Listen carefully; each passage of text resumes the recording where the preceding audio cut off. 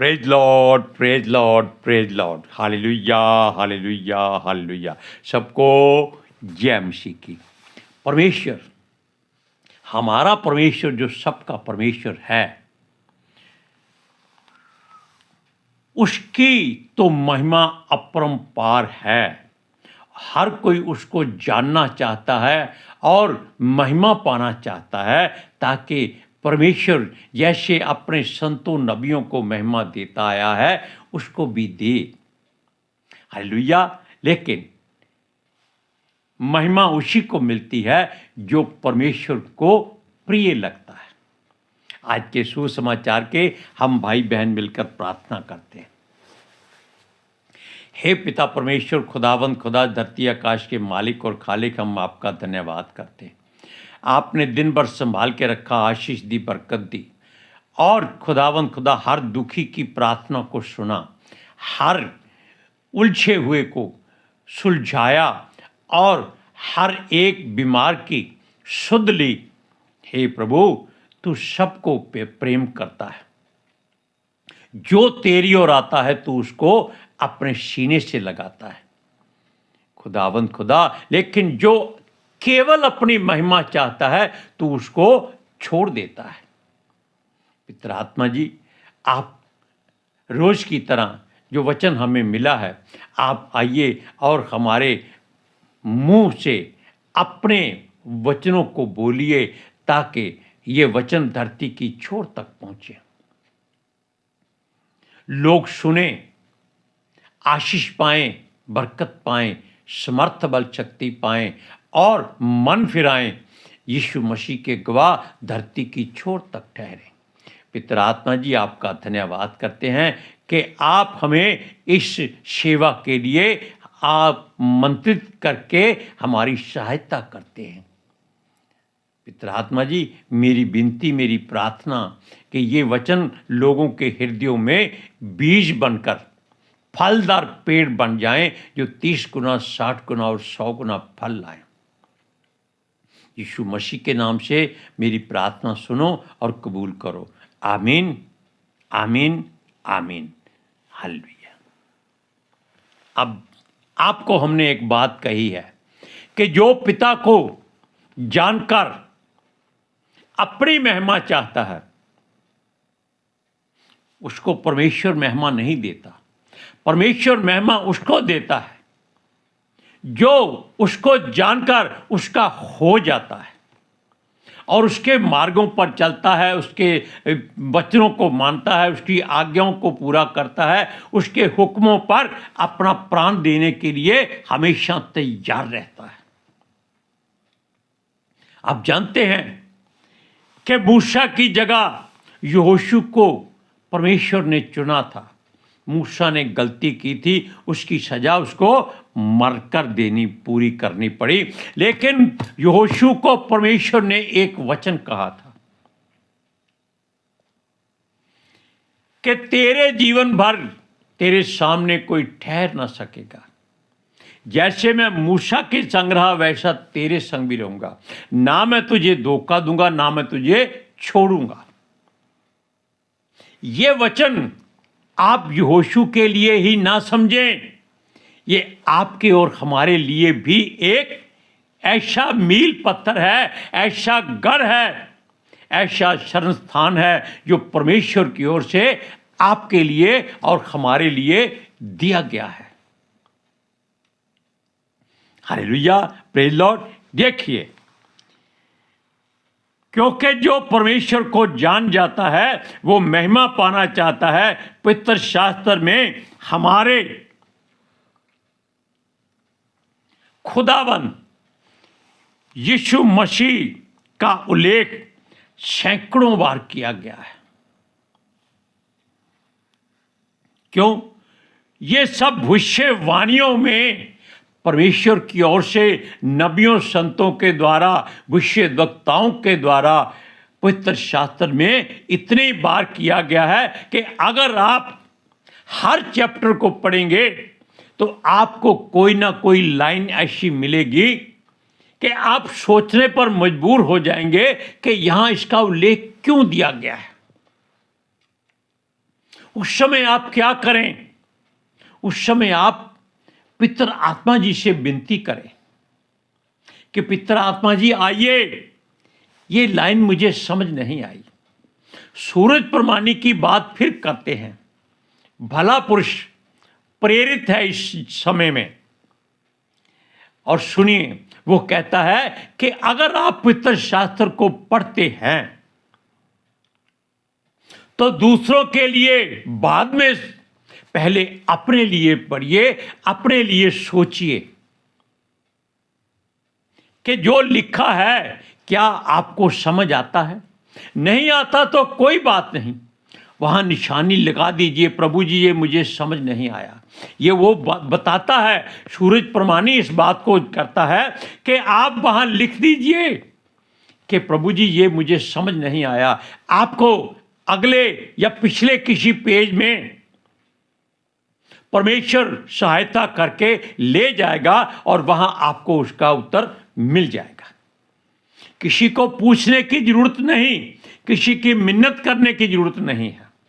केवल क्या करना है? उसको महिमा देनी है कि प्रभु जी मेरा ज्ञान आपके बराबर नहीं है, मुझे ज्ञान दीजिए। समझिए, क्योंकि यीशु के बारे में साफ साफ और खुलकर दिया गया है कि वो एक कुंवारी के द्वारा जन्म लेगा, उसका नाम इम्मानुएल रखा जाएगा, जिसका अर्थ है परमेश्वर हमारे साथ। अरे जब वो साथ है तो हमें किस बात का डर है? तभी तो वो कहता है मत डर, बढ़ता जा राही, बढ़ता जा, राही चलता जा, राही चलता जा, यीशु के राहों पर राही चलता जा। अब सुनिए, क्योंकि उसका उल्लेख इसलिए किया गया है ताकि जो भी पवित्र शास्त्र को पढ़े उसका ध्यान यीशु मसीह की ओर जाए। देखिए, उसकी हर बात को पवित्र शास्त्र में लिखा गया है। यह सारी यीशु मसीह की महिमा के लिए है, क्योंकि उसको परमेश्वर ने प्रेम किया है। उसके बारे में यहां तक लिखा है कि वो ऐसे पैदा होगा, इस जगह पर पैदा होगा, यानी कि पूरा पता तक दिया गया है कि वो बैतलहम में पैदा होगा, यहूदा के गोत्र में से आएगा, और वो कुंवारी मरियम से जन्म लेगा, और वो क्या करेगा? ऐसा आनंद करने वाला परमेश्वर का बेटा जो किसी को भी दुख नहीं देगा, वो हर दुख अपने ऊपर सह लेगा। उसकी ताड़ना कितनी होगी, ये सब बातें इसमें लिखी हुई हैं, और वो कैसे प्रताड़ित किया जाएगा, और मरने के बाद वो, वैसे मरने के पहले वो सलीब पर लटकाया जाएगा, कीलों से उसके हाथ पांव छेदे जाएंगे, और मरने के बाद वो धनवान का संगी होगा। सुनिए, और सुनिए, बार बार उसकी गवाही परमेश्वर ने कई बार दी है कि ये मेरा प्रिय पुत्र है, ये मेरा प्यारा है, इसकी सुनो। हालेलुया। सुनिए, क्योंकि फरीसी और शास्त्री जो पवित्र शास्त्र के कौमा और फुल स्टॉप को जानते थे, उनको मालूम हो चुका था कि कहीं यही जो आश्चर्य क्रम करता है यही परमेश्वर का मसीह ना हो, इसलिए इसका भेद जानो। बार बार वो लोगों को भेजते थे कि जानकारी हासिल करो कि ये कौन है, कि ये परमेश्वर से निकला है और जगत की ज्योति कहलाएगा, कहीं ये ना हो। इसलिए सृष्टि भी तो उसी के द्वारा ही बनी है, ये भी लिखा गया है। सृष्टि की हर वस्तु उसी के द्वारा ही कही गई है, क्योंकि परमेश्वर मुख से वचन कहता था और सब सामान पितर आत्मा जी तैयार कर देते थे, और वचन देहधारी होकर धरती पर आया। सुनिए, और खुद भी वो जगत में आया और जगत ने उसे पहचाना नहीं, यहां तक कि उसके उस परिवार में, जिस परिवार में उसने जन्म लिया था, उन्होंने भी उसका तिरस्कार कर दिया। क्यों कर दिया? क्योंकि जितना तिरस्कार उसका ज्यादा होता जाता था, उतनी उसकी महिमा परमेश्वर की ओर से बढ़ती जाती थी। भजन संहिता में आप पढ़िए, आपको बहुत जगह मिलेगा। किश्तियों में तक का जिक्र मिलेगा, वस्त्रों तक के चिट्ठी डालने का जिक्र मिलेगा, उसके लहू का जिक्र मिलेगा। ये सब उसकी यीशु मसीह की महिमा है, जो पिता परमेश्वर यहोवा की ओर से की गई है। और उस यहां यह भी है कि वो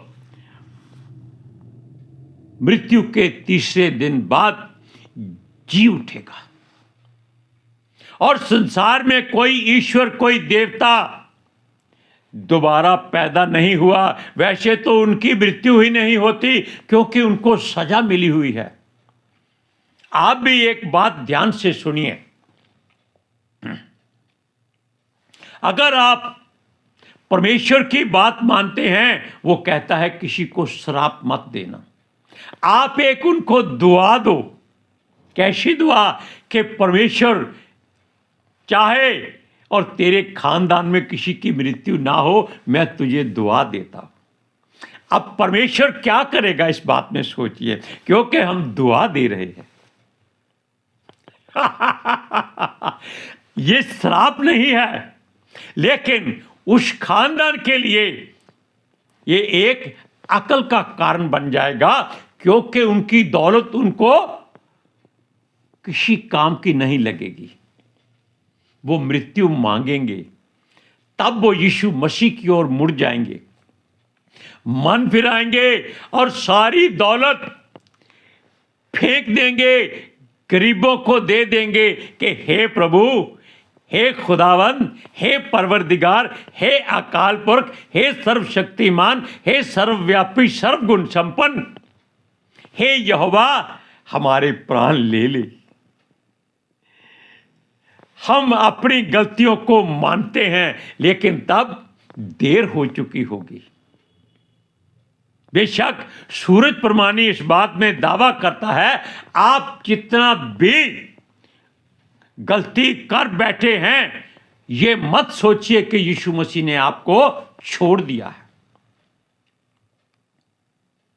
वो कभी नहीं छोड़ता।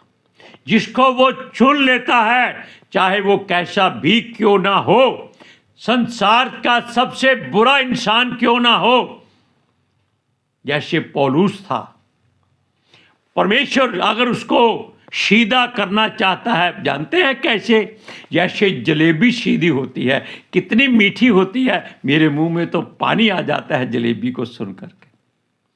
उसको कहीं से भी खा लो, उसका कोई बल आपको दुख नहीं देगा, बल्कि आपके हृदय में मिठाई भर देगा, मिठास भर देगा। सुनिए, एक वचन पढ़ते हैं, यूहन्ना की इंजील पहला अध्याय उसकी 9 से 12 आयतें।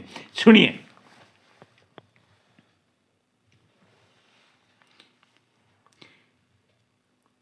सच्ची ज्योति जो हर एक मनुष्य को प्रकाशित करती है, जगत में आने वाली थी।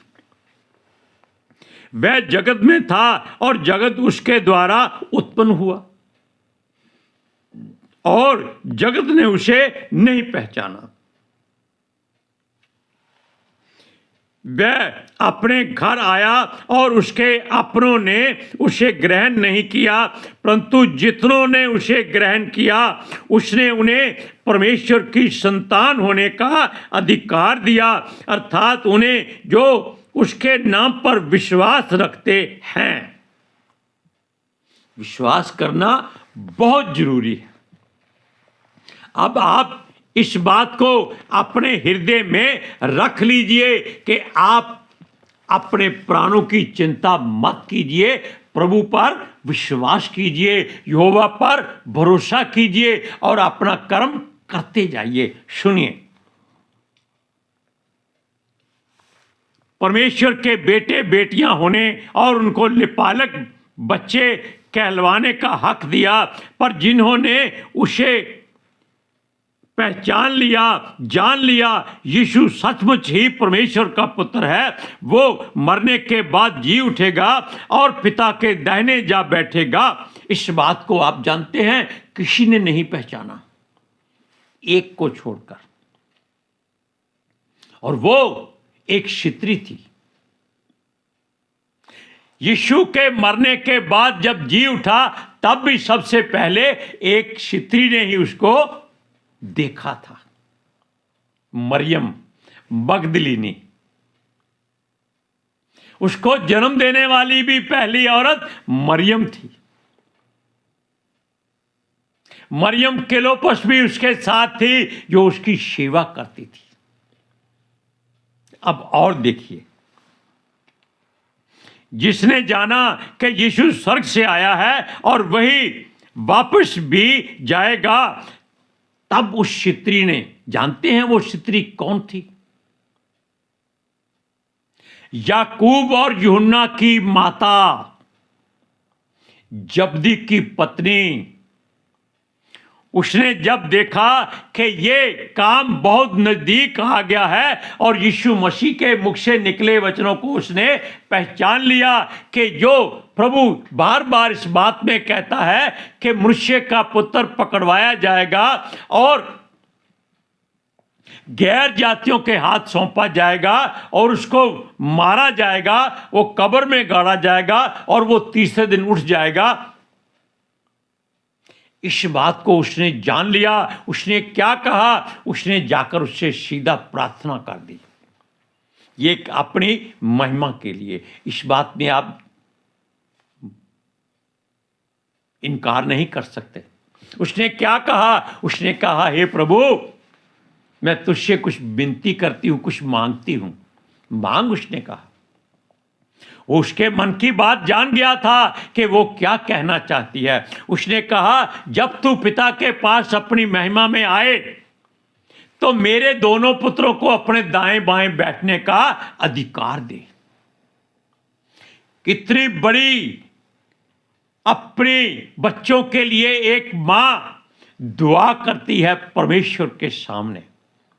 लेकिन यीशु मसीह इस बात को जानता था। उसने कहा, ये जो प्याला मैं पीने पर हूं, क्या मैं इसको ना पीऊं? क्या तेरे बच्चे पी सकते हैं?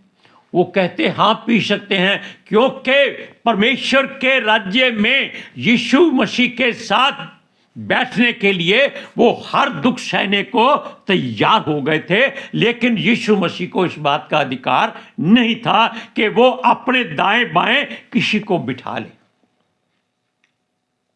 क्योंकि वो तो खुद पिता के दाहिने जाकर बैठने वाला था। उसने कहा कि मैं इनके साथ जो चाहे कहो मैं कर सकता हूं, लेकिन मेरे दाहिने बाएं बिठाना मेरा काम नहीं, ये पिता का काम है। तब उनका मुंह बंद हुआ, वरना वो यीशु मसीह को मजबूर कर देते और यीशु मसीह पश्चाताप नहीं कर सकता था। लेकिन उसने पिता का हुक्म माना, क्योंकि पितर आत्मा जी ने उसको हर बात बता दी कि ये जो स्त्री आई है, ये अपने बालकों से प्रेम करती है और ये मांगेगी आपसे। और पिता का हुक्म है कि आप इनको ये उत्तर देना। अब वो पिता के पास कैसे जा सकते हैं? जीवित नहीं जा सकते, मरने के बाद ही जा सकते हैं। और मरने के बाद कोई भी अपनी इच्छा परमेश्वर से नहीं बता सकता। वो केवल जो परमेश्वर चाहेगा वो पूरा होगा। हालेलुया। वचन को पढ़ते हैं, मत्ती की अंजील 20वां अध्याय उसकी 20 से 23वीं आयत तक सुनिए। तब जब्दी के पुत्रों की माता ने अपने पुत्रों के साथ यीशु के पास आकर प्रणाम किया और उससे कुछ मांगने लगी। वह उससे बोली, यह वचन उसने उससे कहा, तू क्या चाहती है? वह उससे बोली, यह वचन दे कि मेरे ये दो पुत्र तेरे राज्य में, एक तेरे दाहिने और एक तेरे बाएं बैठे। ये मां की ममता है। यीशु ने उत्तर दिया कि तुम नहीं जानते कि क्या मांगते हो। जो कटोरा मैं पीने पर हूं, क्या तुम पी सकते हो? उन्होंने कहा, पी सकते हैं। उसने उनसे कहा, तुम मेरा कटोरा तो पियोगे, पर अपने दाहिने और बाएं किसी को बिठाना मेरा काम नहीं, पर जिनके लिए मेरे पिता की ओर से तैयार किया गया है उन्हीं के लिए है। अब आप जान लीजिए कि पिता परमेश्वर यहोवा की मर्जी प्रभु यीशु मसीह अपने वचन के अनुसार नहीं, परमेश्वर की इच्छा के अनुसार पूरी करता था। यानी कि वो अपने आप को महिमा नहीं देता था, पिता उसको महिमा देता था। और आप भी यीशु मसीह के आगे झुक जाइए, अपने सारे मन से, सारे प्राण से, सारी शक्ति से, सारे हृदय से अपने आप को उसके आगे समर्पण कर दीजिए। वो आपकी महिमा बढ़ाएगा। हालेलुया। अब हम मिलकर भाई बहन प्रार्थना करते हैं। हे पिता परमेश्वर, आकाश और पृथ्वी के प्रभु, जो वचन आपने हमको रोज की तरह दिया, हमने वो पितर आत्मा जी की सहायता से आपके लोगों तक पहुंचा दिया है।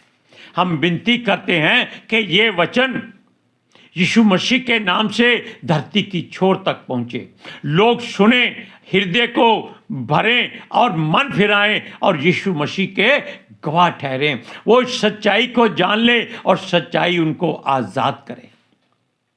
पिता आत्मा जी, हम आपका धन्यवाद करते हैं और जीसस के नाम से इस दुआ को मांगते हैं कि हर सुनने वाला प्रभु से महिमा पाए और प्रभु का हो जाए। हालेलुया। सबको जय मसीह की।